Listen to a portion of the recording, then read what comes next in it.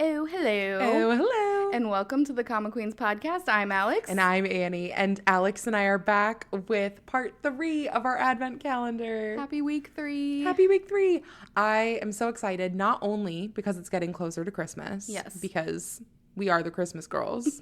But also because this week we got to do a buddy read together. So exciting. So exciting. So, for those of you who may have missed, the Advent calendar is all about either giving each other little gifts throughout the month or giving each other reading assignments so that we can talk about stories that have been on our list or that maybe have not been on our radar and seeing how each other likes them. So, to start us off for December 11th, we read No God in Eden. Yes, we did. And this was a buddy read. We read it together. It's so great to know that we got to read this one together. One, it's been a while since we did a buddy read, yes. I feel like. So that was necessary. But also, it's even better because volume 2 just came out. So we don't really have to wait for a release on this one. Mm-hmm. So we just got the release November 11th. So we can start volume 2 whenever we want. So, No God in Eden is by Yuma Ichinose, and it's published by Seven Seas. This manga immediately captured me with the cover. Oh, so pretty. It is like stark blue. Yeah. And I was obsessed. But then you hear Birth of the Omegaverse, and you're like, I gotta know. We have to know. Where did it all start? It started here. And you know what? It started as a PWP. It really did. Let's just call it what it is. Yeah. I mean, we know what we like. Yeah. And we liked it. I loved it. I mean, we are getting volume 2 and continuing on because we have to know. We have to know. This story follows Takai. He is a really diligent student. He's just very admirable in that way.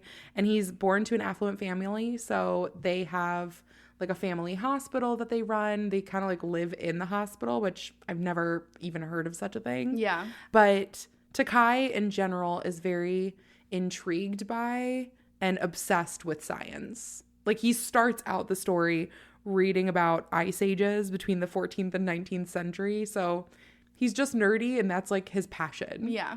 But on the other side, you have Nishio, who is a really popular student, extremely outgoing and well-liked. And they don't really seem to cross paths very often. Mm-hmm. But as they're in class together, Nishio ends up tripping into Takai because one of his friends ends up like knocking him over.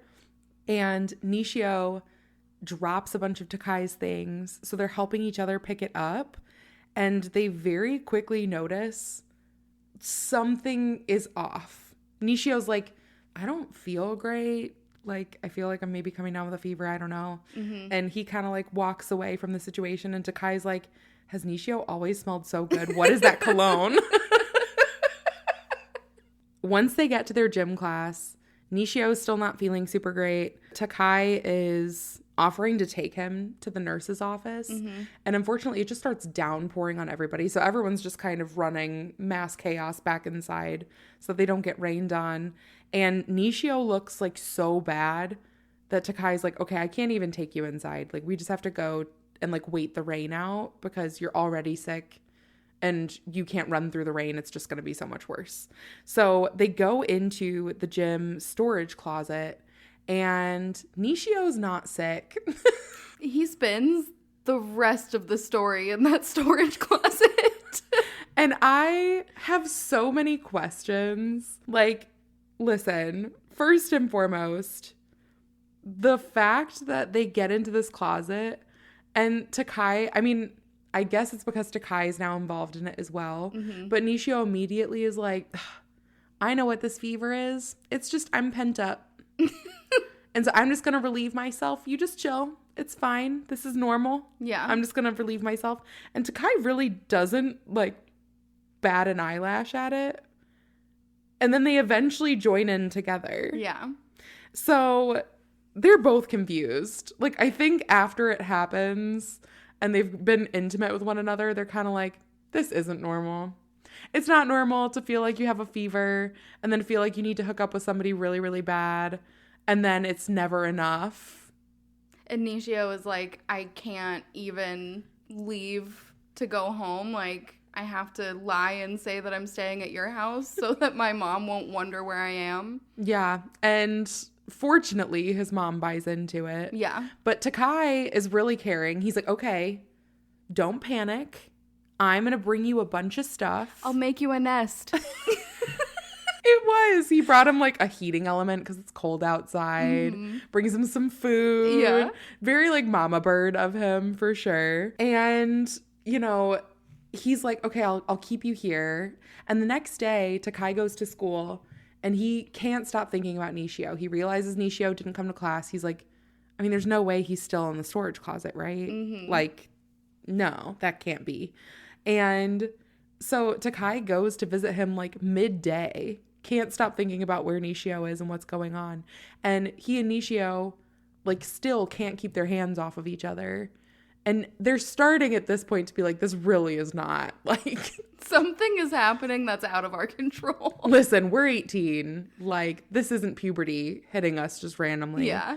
Like, this is something more than that. So you do see that Takai is like very involved in this process, and Nishio encourages him to go home. He's like, just leave me here, which is so sad. He's like, I'm comfortable in my little nest that you made for me. But he's saying that on the outside, but Takai can hear his thoughts and knows that he's not really wanting him to leave. So he's kind of conflicted about it. Yeah, he does end up going home. And as he's sitting down to dinner with his family, he's like, nope, this is wrong. I'm going back. Yeah. And he runs out of the house to go and be with Nishio, who has already talked to his mom again and is like, oh, sorry, I'm at Takai's place again. He's tutoring me, so what are you going to do? The mom, like, loves it. She's like, oh my gosh, he's one of the smartest kids. Be friends with him. As a mom, yeah, you want to encourage your kid to be friends with the good kids. Little do you know, the good kid just made a nest for your child. But not only that, Takai also runs back because he's started to draw a lot of similarities between what's happening with them and what a heat cycle looks like in dogs. Yeah. Again, his love for science playing in there. So after Takai notices that there are a lot of other physical indicators as well, this just really starts to let on that they're piecing together what's happening slowly but surely. Again, this was almost entirely just smut. Yeah. But I do think that maybe in the second volume there might be a bit more story because we have to know where it all started. They have to tell us eventually. yeah, and I think it's going to be a lot more on like the research side of things, them trying to figure out how to live with this, because unlike a lot of the other Omegaverse stories that we do read, there aren't any sort of like suppressants or anything, because this isn't something that's happening. Like, they are the first, like the Adam and Eve basically Yeah. of the Omegaverse. And so they're starting from scratch. Yes, they are. Test subject 1 and 2. Are we continuing it? Absolutely. Yep. Yeah. And that's it. And that's it. Continuing on to December 12th, we did have a second day of reading assignments. Yes, we did. So I'm very excited to hear about yours. Okay, so for my second day of reading assignments, I had Restoring Art and Love, which is one that you read previously, I think a while ago, for a short series that we did. And this one is on Manta. It's 13 episodes. It's part of the unlimited subscription. This one is about Suna and Inho Moon. Suna is a director of a large company, and it's like a family company. So she is a director. She's worked really hard to get where she is, but she's also related to the owner, who is her mother. Yeah. And her mom is like, hey, need you to go to this museum and whip it into shape because they're failing. She goes to the museum. We meet our second character, Inho Moon. Him and the rest of the team, not really looking forward to having a new director. They didn't like the previous ones. They're not liking the direction everything's going. And Suna comes in and she wants to immediately change everything, modernize, and make everything kind of new and shiny. And this museum is really focused on restoration. Yeah. So it was really fun getting to like see all of those processes. So Inho right away is nominated as the spokesperson to go and be like, you need to chill. They have to pick somebody to be the communicator. Yes. So he goes out to lunch with Suna and he starts talking about the Sistine Chapel and how when they went to do restoration for that there was a lot of debate on whether or not this restoration was helpful or harmful based on the way that things were painted then, the intention of the artist, how things have been changed. So this was seen as like a big marker in time of like, we need to figure out how to do restoration without taking away the intent, because they took away a lot of like the depth and shadows, which is what he was known for, and replaced it with like bright colors. Yeah. And like, not that there weren't colors in it originally, but it's just much brighter than it used to be. So Suna's like, interesting that you say that. And it sounds like you're telling me this story because you don't want me to make changes to the museum. And he's like, kinda, yeah. Wow, you pick up fast. So they do start working together. She's like, all right, let's compromise. We do need to, do some changes because what we're doing now is not working. Yeah. So we have to make some changes. But I understand where you're coming from, and I don't want to take away the history or the original artworks or anything like that. So throughout the whole thing, Suna and Inho are working together, getting to know each other on a personal level. Inho is like teaching us all as we go along about different restoration processes that have been happening throughout time, as well as just different art in general. There's a bunch of different famous paintings in this. And it was just so fun to read about all of this. We do see that eventually they start dating. Yeah. And they've continued to get closer throughout this process. At one point, Inho is like, you're working too much. We have to break up. I don't even feel like we're dating anymore. And so they do break up. And then there is a problem with one of the exhibits for the grand reopening. And it kind of brings them back together a little bit. So they do end up getting back together eventually. Inho does an exhibition during the grand opening where you get to watch him restore a painting. So like, he's in a box and they have a TV that shows what he's doing in real time. So all of that to say that it went well and it was successful and they end up happily ever after. I will leave you with this. Behold the man, behold the monkey. Do you remember reading this part? So it's from a Spanish church. There was a picture of Jesus with the thorn crown, and it was crumbling a little bit. So I do know you this. Remember? I did not know it as titled that way. Well, that's the English translation. Okay. But there was a nun who was like, it's such a shame that this beautiful painting is crumbling. I'm gonna fix it. She makes it so bad that it looks like a monkey. So it used to be called Behold the Man. And then once this happened, they changed the name to Behold the Monkey, like mocking it, But it became a thing in itself. Whereas now people go to look and see how bad this is. And the poor nun is like, I wasn't finished. Which I think is the funniest justification ever. She's like, I went away for the weekend. If I wouldn't have gone away, none of this would have happened. But it is so bad. It is really bad. If you have not seen it, you need to pause and look right now. Look it up. Just put in Behold the Man, Behold the Monkey, and it will come up for you, and it is hysterical. There was like a string of this happening in Europe also. There are others, like you can look up restoration fails. Yeah. And it's wild. There are some that are so bad. I'm like, I think maybe I could have restored that a little better. I'm just so glad you read it. One, because I remember when I read this one, I mentioned a couple of the different art facts throughout it, and you were like, oh, I knew that. And so I really was just curious if it would teach you anything specifically. But also, Ino is such a great character. He really is. And he's so passionate about it that you as the reader are even like, oh my gosh, he's such a great teacher. I'm learning so much. It was just so sweet. Like, it's one of the ones that I think about every once in a while. I'm like, I need to go back and read it. Yeah.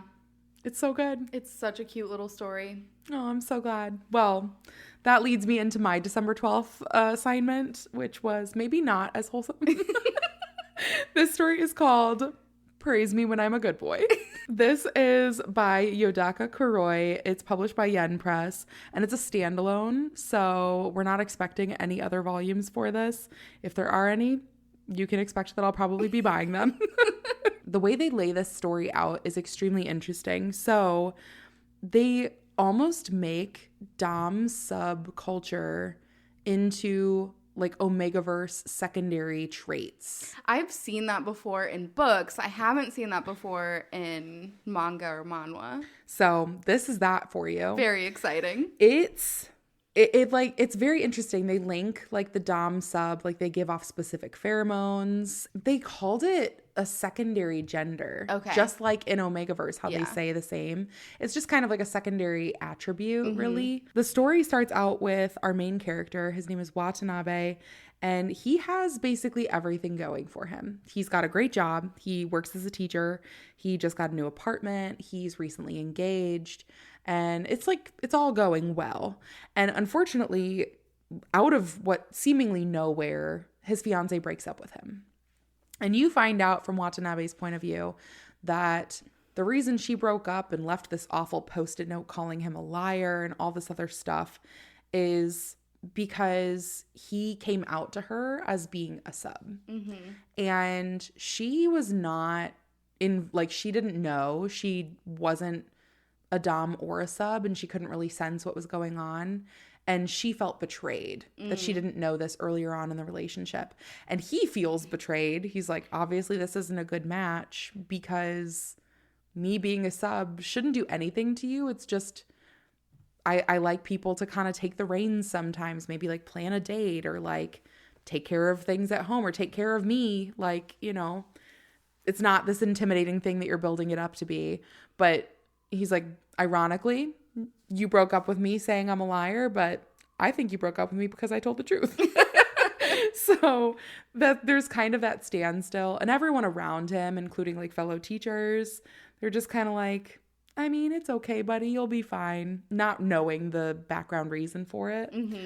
But unfortunately, Watanabe is like, I really just feel like I need to get myself back out there. It's hard to meet a dom, like just as is. So I'll go on a dating app. I'll match with somebody and like see if it's a good fit.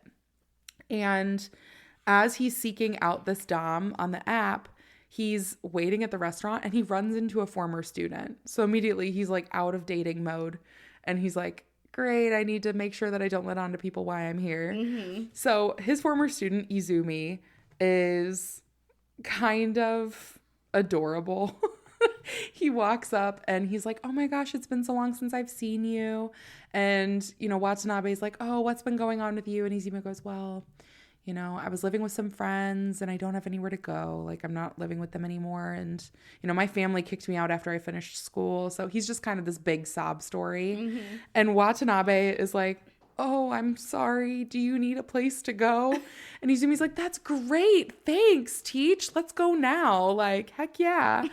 So they end up going back to Watanabe's apartment. And he's like, great, I'm such a pushover. And Izumi gets there and he starts petting the teacher's head. And he's like, that was so good of you to give me a place to stay. And Watanabe's like, what is this? I don't like this. What's happening? And you find out that Izumi realizes that his teacher would be uncomfortable that he was the dom that he matched with.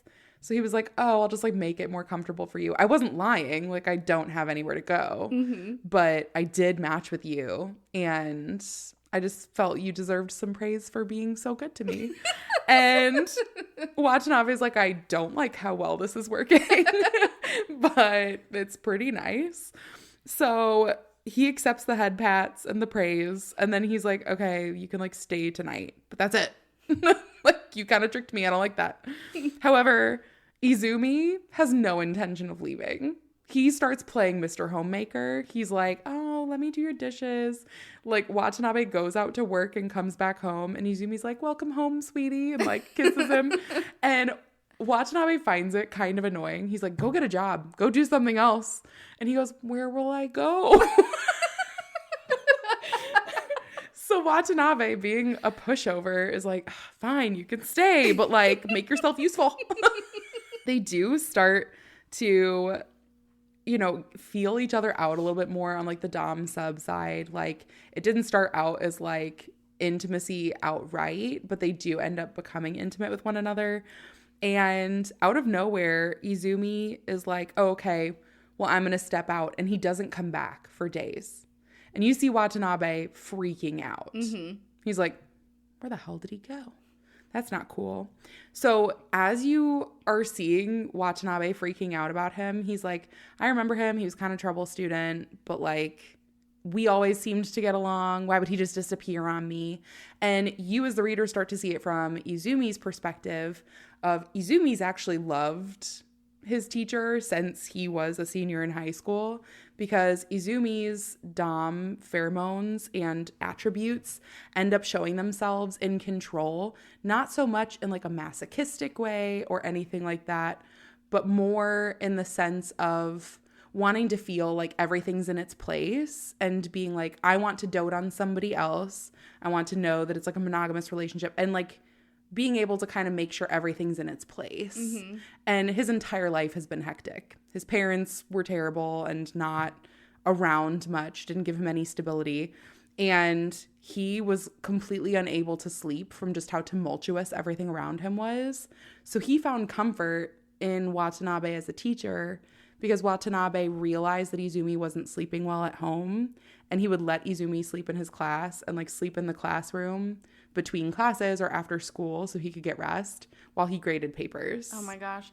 I was a TA for one of my swim coaches in high school, mm-hmm. and she would let me take naps too. I feel like it probably would make all the difference. Yeah. But I mean, it really just made him like, he was obsessed with Watanabe like as of that moment. And so Watanabe goes looking for him. He ends up finding another former student that Izumi used to work with, or used to hang out with at school. And he's a bartender, and he's like, Teach, you got to get out of here. I can tell right now that you're a sub and you look desperate as fuck. You need to literally leave. And he's like, look, we could talk outside. You got something to say. I'm fine going to talk to you. But like, there's doms in here. This is where people come to like find people to go home with. And if you don't want like 17 different people coming on to you, you should probably step out. And Izumi comes out from the back, and you realize that he isn't really avoiding Watanabe. He's just working at this bar because Watanabe wants him to get a job. Mm-hmm. So he gets a job. And Watanabe's like, how dare you have listened to me? You don't just step out and not talk to me about it. And Izumi's like, is that your way of telling me you miss me? Oh my goodness. And you find out Izumi had to work in this bar to actually make up for the fact that he ended up getting in a fight with one of Watanabe's coworkers, mm-hmm. who tried to make a move on Watanabe when he realized he was a sub. He's like, I had to beat the shit out of him because how dare he? I had to. And so Watanabe's like, don't leave again. And he's like, thank you for coming for me. That was really good of you. And they form a relationship from there. I loved their dynamic. Oh my gosh. I read the title. I was like, Annie, you're a sucker. Why would you get this one? And you know what? I loved it. Yeah. It was so good. I'm so glad that you read that one. Yeah. It was great. Leading into December 13th, we did have some gifts. We did. So, to start us out, I did receive a personal library kit. This is like a dream of mine. So we can actually just stop the advent calendar. Because I have always wanted to just have those little like checkout slips if I'm borrowing books out to people. And you gave me the idea about late fees. Ingenious. So I just feel like you've created a monster, and thank you for that. I'm so excited to borrow books from you now. Be like, if you don't do this for me, you owe me a manga. Well, my gift was a lightsaber bookmark. And I mean, really, it's just perfect. And we're not talking about Star Wars. Or are we? No, we're not. No. On December 14th, we also have done gifts for each other. So I received a book light. This is a much needed gift. I don't have a lamp in my room. And while my husband may suggest that if it's time for me to turn out the lights, it's probably not time for me to read. And to that I say, you are wrong. And I now have a book light.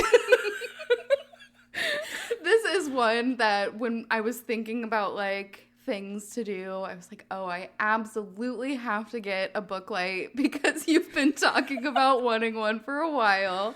And, I'm always here for making sure that you can read everything you want to whenever you want. That's just the support that I need. So I got more stickers, and I will read you some of my favorites for this one. I think, number one favorite is the skeleton that says, give me smut or give me death. And it's very pretty, and I love it. The other one that I really, really loved with this is in love with a fictional hockey player, which I feel like is very on brand for me. You do have quite a few hockey romances. I do. It is one of my favorite genres. That and photographers. Yep. And then I've got Very Spicy and Good Girl, which, What more do you need? what more do I need? Other than to borrow Praise Me When I'm a Good Boy, probably. Just for science. Probably. Well, on the 15th, we did have more reading assignments for each other. So I read Sign for this one. Yes. I have not finished it. So I'm going to call myself out. That was my bad. It was a long one. It is long. So I guess I can give myself a little bit of credit. It's kind of hard with like those weak areas to finish when I them. assigned it, I didn't give a specific number of episodes, which I probably should have. But it's fine. Honestly, I just read to whatever I could. Yeah. So this story is completed on Leeson. It has 116 episodes. It is a BL workplace romance. So, I mean, what more could you really want? I have talked about this one before, but extremely briefly because I got it in a reading roulette. And I'd only read like the first 10 episodes, I think. Mm-hmm. So this story follows Suwa. He is a college student who has taken a break from college because he's just feeling uninspired. He wants to maybe work and save up some money. It's expensive. And the one thing I will note is he is 26. I know that in Korea, there are people who choose to do the military service first. But 26 feels a little old to me. Yeah, it is. I'm just throwing it out there. So he's 26. He's taking that break from school, but he's extremely down on his luck. He hasn't found a job yet. He has literally, I think, like 90 cents to his name. Oh, no. And he's trying to bum off of other people's Wi-Fi to do all of his job applications. So he's walking around trying to see if anyone has any loose Wi-Fi connections he can connect to. And as he's doing that, he gets hit by like a high-pressured hose and passes out. Okay. Yes, like a water hose. Yeah. So he wakes up in a random room he doesn't know to this person feeling his head. And he's trying to talk to this person like, where am I? What's going on? Like, I'm kind of scared right now. And now there's another guy sitting and staring at him. And he's just like, that sucks that happened to you. You're above this cafe that you were outside of when you got hit with the hose. And Suwa's like, oh, this is a cafe. And they're like, yeah, how can we make it up to you? Do you like want lunch or something? And he goes, no, give me a job. I need a job like right now. And he keeps looking at the man with the glasses being like, I don't know why he's not talking to me, but I don't know. And the other guy goes, nope, you don't get a job. Sorry, we don't do part-timers. And he goes, well, then what are you? And he's like, well, I'm a part-timer, but I'm different. I'm special. And he's like, why are you speaking? Is he not the manager? And you learn that the manager, Johan, is deaf. So he's a bit frazzled because Suwa's not looking at him when he's talking. And he definitely doesn't know sign language. So there's no real way for them to effectively communicate with each other when he's looking in the opposite direction. And the other man sitting there is named Gyun. And he's a part-timer who definitely oversteps. He's got like a little more reach than he should. And you get the feel that it's because he does help with like communication with Johan. So they speak in sign language with one another. And Suwa's just like, please, please, please give me this job. And Johan says yes. And Gyun, pretty pissed about it. He's like, he doesn't deserve a job. Don't do that. Suwa does end up working there, but one of the stipulations is that you should learn at least basic sign language so that you can communicate with Johan effectively. And they're like, yeah, Johan can lip read, but it's better, and like just out of principle, it's more polite to actually try to learn how to communicate in sign language as well. So Suwa's trying, and he's working with Gyun, and Gyun's like, I'm not as good at sign language as Johan, and Johan loves to teach it. You should probably just go to him to learn. And Suwa's really embarrassed because he learns very quickly after hearing Johan speak that he gets really turned on by Johan's voice. And he's like, what if at the lessons he tries to talk to me? Gyun, he's a shit stirrer. And he's like, oh, you genuinely like his voice that much? And he like plays a voice recording he has. And Suwa was not lying. So Gyun is like, I'm going to keep this in the back of my head. So, you know, blackmail. But also, I mean what I said. You should probably ask Johan for help. And they do end up doing lessons together. Johan is really excited to teach him sign language, but he's trying to do it by like describing certain things out loud. And Suwa tries to leave in a panic, and Johan figures out that he's turned on. He's like, I can help you. Like, it's fine. I'll help you out. It's no biggie. So they start this weird relationship of Johan being like, I guess since my voice did that, I need to help you because that feels weird. And they're both so awkward about it. But Suwa is also doing the sign language lessons with him. Yeah. When they're intimate with one another, Suwa tells him to stop with sign language. And he realized that Johan wasn't like really seeming to be into it. Like it seemed very transactional. And as soon as he used sign language, Johan was like, oh no, I'm turned on by your sign language. Oh, no. So the two of them are kind of just a mess. Yeah, a little bit. How are they supposed to communicate with one another if Johan can't talk and he can't sign? Who's to say? So Gyun is very uncomfortable in the middle of all of this because Suwa and Johan start having this very weird relationship with one another. And Suwa is trying to get to know Johan better. And what better way to do that than moving in with Johan? Because someone has broken into Suwa's apartment and destroyed like everything. Nothing was stolen. It's just everything was ransacked. Suwa starts living with Johan. And as they're getting closer, Suwa is trying to get to know Johan better and says, Gyun, I wanted to get to know Johan. How did he become deaf? Because he knows that it was like a later in life development, but he doesn't know what happened. And Gyun's like, how dare you even ask that question? But Gyun's mom comes to visit Johan, and it's very obvious that something weird has happened.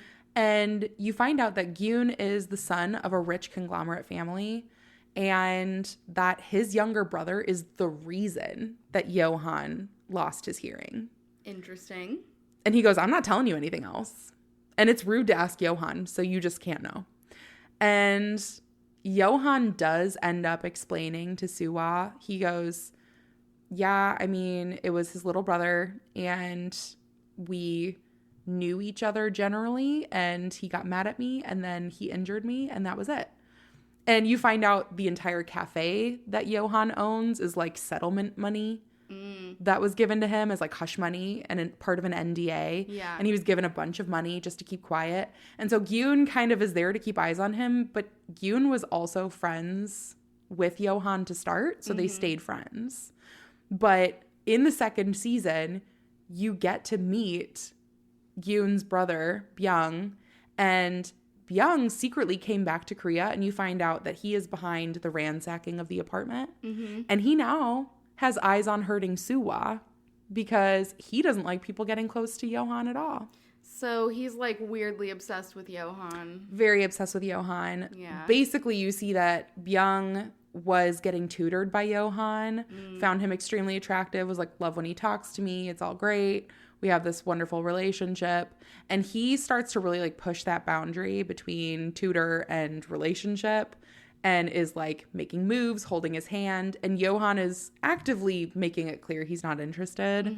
And he even goes as far as to try to assault him. And Johan goes to leave, and it pisses Byung off, and he smashes a giant planter over his head. Oh, gosh. And he has brain damage and eventually loses all of his hearing. Yeah. So he's sent away. He's basically exiled, and he came back to Korea now. And now he's causing problems for everybody close to Johan. And so the entire story is Suwa and Johan getting to know one another, them trying to avoid Suwa getting hurt for being close with Johan. Once they make it out of this tumultuous relationship, trying to find their sense of normal as Suwa tries to pursue his college again, and they try to find a new balance of not seeing each other all the time. I have not gotten to the end, but I will absolutely be finishing it. It is one that gives me secondhand embarrassment at certain moments, but I do love them. It doesn't feel like the most accurate representation for sign language. Yeah. But you know what? They're cute. So it's fine. I have a good one for you. Okay. That you assigned me. Look at me. So, this last one is called My Promise to You. This one is on Webtoon. It's super short, 10 episodes so far. It's ongoing. And I love this one so much. Yay. It's about Arya, and she is a boxer. She is at this gym with these other guys, and she is kicking ass. She's a badass. You find out right away that when she was young, she was in an explosion with her parents, and her parents passed away in this explosion. And there was a man, and this man was responsible for the explosion and kind of taunted her a little bit about it. So she goes to the hospital, and she's trying to tell everyone, there was a man there who did this. I know that someone was there. And everyone's telling her either like, you're traumatized, you don't know what happened, or we can't figure out who it is, so it doesn't even matter, and just not helping at all.